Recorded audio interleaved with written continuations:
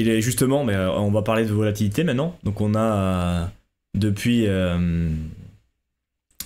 pas mal de mois un range de prix qui s'est fait avec une volatilité qui baisse petit à petit.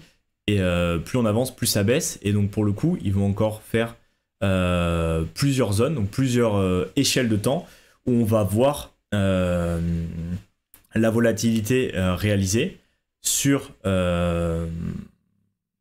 Assess the Trend Chain, donc la volatilité sur les 30 derniers jours, sur la volatilité réelle, sur une semaine, 2 semaines, 1 mois, 3 mois, 6 mois et 1 an. Donc différentes périodes de temps qui sont du coup sur la période plutôt courte et d'autres sur les périodes plutôt longues. Et on va voir que quand toutes ces fenêtres de temps, donc d'une semaine à 1 an, montrent une volatilité négative sur les 30 derniers jours, donc c'est-à-dire sur les 30 derniers jours, on a une volatilité qui baisse petit à petit, mais du coup sur plusieurs périodes de temps, c'est-à-dire que sur une semaine, la volatilité a baissé, mais si on prend, si on regarde par rapport aux 3 derniers mois, ben, la volatilité a aussi baissé. Si on prend sur une période la plus longue, donc de 1 an, on se rend compte que la volatilité a aussi baissé. Donc en fait, sur toutes les périodes de temps qu'on regarde actuellement, la volatilité est en train de baisser. Et donc ça, c'est un signal qui veut dire, historiquement, et selon les analyses on-chain et techniques, ce qui s'est passé dernièrement, par le passé plutôt, ça veut dire que la volatilité est en train d'être compressée. Donc plus on avance, plus on a cette volatilité qui baisse, qui baisse, qui baisse, qui baisse, les gens qui s'ennuient, et donc on a au final une compression, le fameux triangle de compression, et ça veut dire qu'il y a potentiellement un peu plus de baisse de tassement de volatilité, mais surtout, qu'est-ce qui peut se passer après, c'est ce qu'on va voir.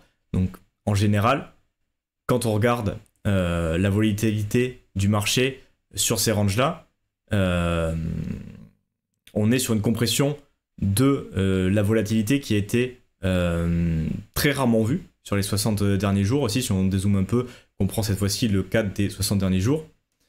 Donc c'est des volatilités qui ont été très rarement vues. Donc en général, c'est pas mal volatile la crypto.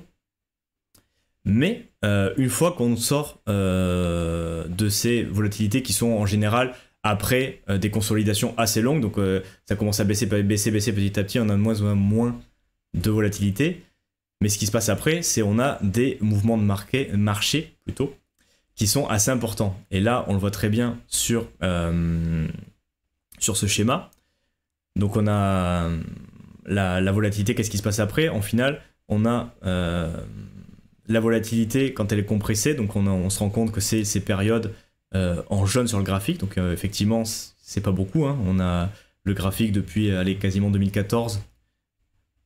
Bon. Et on continue.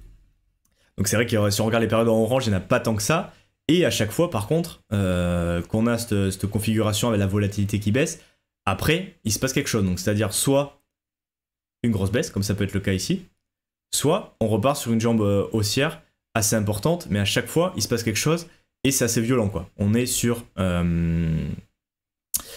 par exemple là sur une jambe baissière, là on est sur quelque chose d'haussier, là c'était le crash finalement du Covid en 2020, là reprise du bull run, là on passe sur la phase exponentielle, donc à chaque fois en fait qu'on a cette configuration avec la volatilité qui se tasse, et sur les différentes périodes de temps où ça se tasse, configuration qu'on est en train de retrouver actuellement, il se passe un événement brutal, donc soit on va partir sur, historiquement c'est ce que nous disent les graphiques, on ne sait pas vraiment ce qui peut se passer, mais dans cette configuration, quand ça pète, soit on part sur une tendance haussière importante, soit on part sur une période de baisse et soudaine. Donc c'est aussi important pour voir un petit peu où on en est dans le cycle.